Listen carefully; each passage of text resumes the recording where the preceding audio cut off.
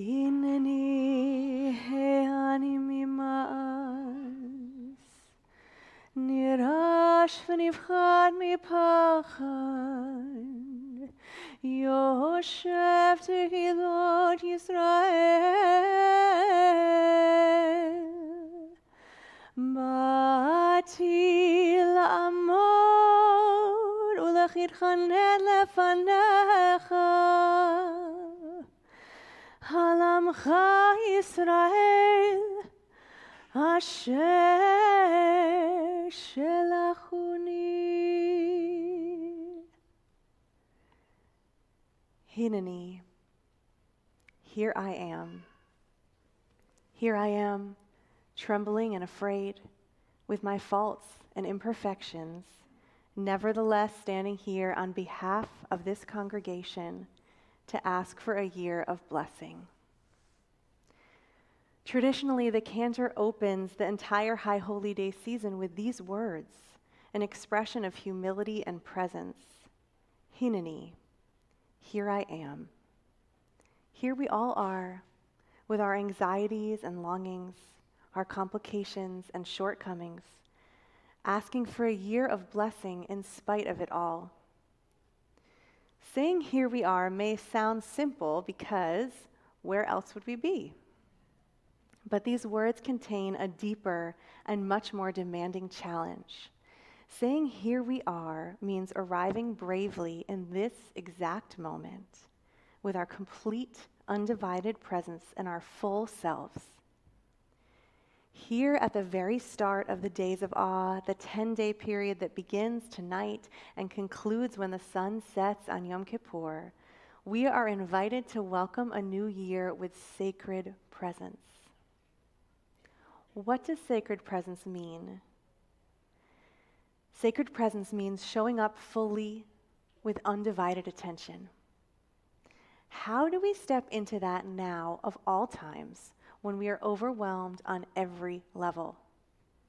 Our bodies literally vibrate with constant alerts in our pockets and on our wrists, and it all feels urgent.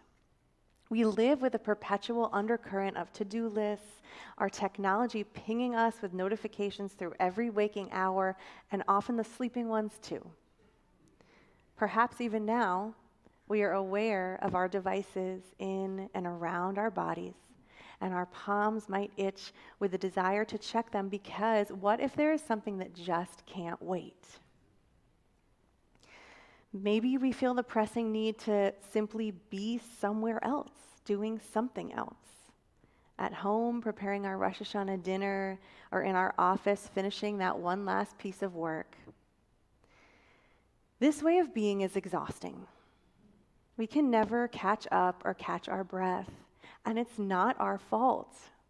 We feel an overpowering need to respond immediately, not because we are bad people, but because we are living in a culture that expects this of us.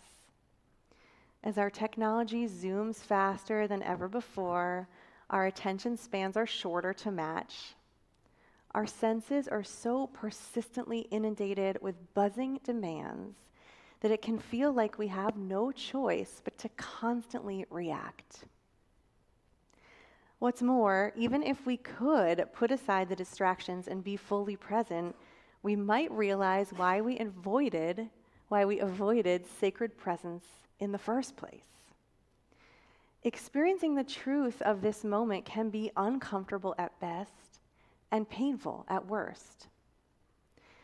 When we pause, we might notice difficulty that had been masked by multitasking and running around. We might not like what emerges in the stillness. Disappointment, fear, sadness, unbearable longing, inadequacy. Pushing against the tide of perpetual distractions to bear the truth of this moment can feel almost impossible. It requires strength and a kind of spiritual resistance that can feel completely out of reach, especially now.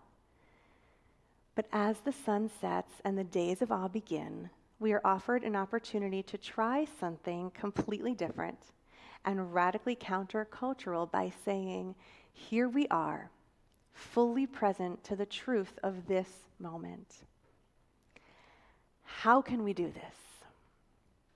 Well, we can recognize that while we can't change the culture around us, we can shift how we react to it. We can remember that we are part of a tradition that understands the profound challenge of saying, here we are, and supports us with tools for this purpose. Already this evening, perhaps without even realizing it, we have experienced two pathways guiding us towards sacred presence. One opened our service this evening, the forceful, haunting cry of the shofar. This ancient sound vibrates our bodies with a wholly different kind of alert. This one insisting, wake up now, a new year is here. This is the kind of alarm we can't sleep through. An undeniable call tearing us away from thoughts of the past and the future and straight into this moment. As we hear the shofar throughout our high holy days, I invite us to experience it as a call to arrive with full sacred presence and complete, undivided attention.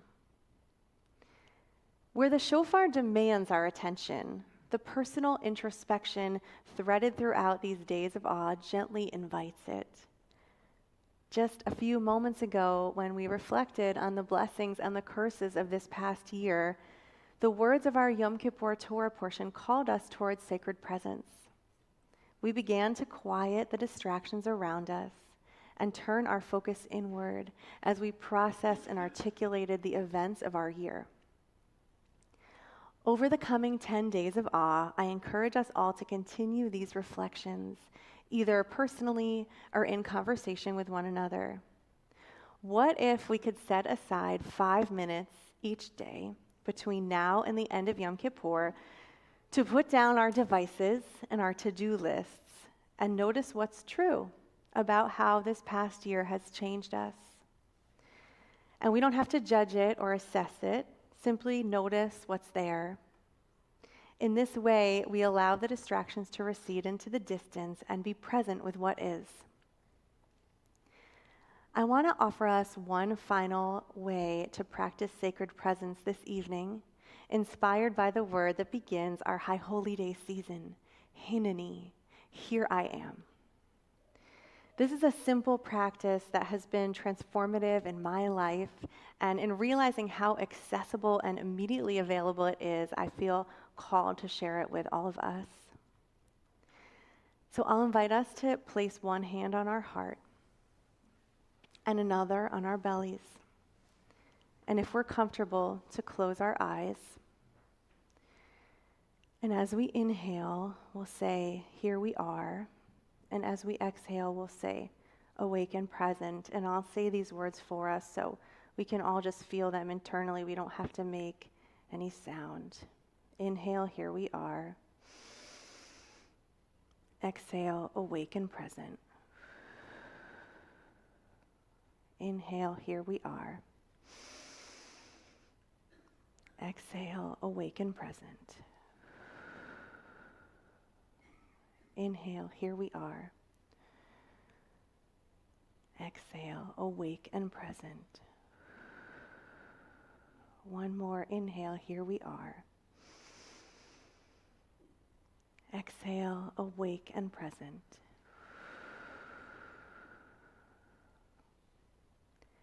I'll invite us to release our hands, open our eyes if they've been closed. Everything around us, a culture of constant, urgent demands, and everything within us, our fear and vulnerability, pushes us toward distraction and a desire to be anywhere but here. But we are part of a tradition that shows us we can be brave enough to push against the tide of overwhelm and distraction.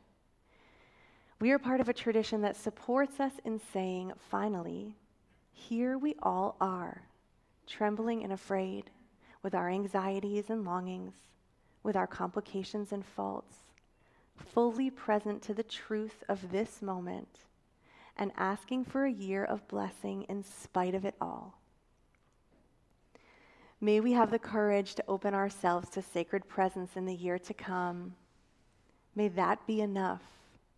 May we be enough.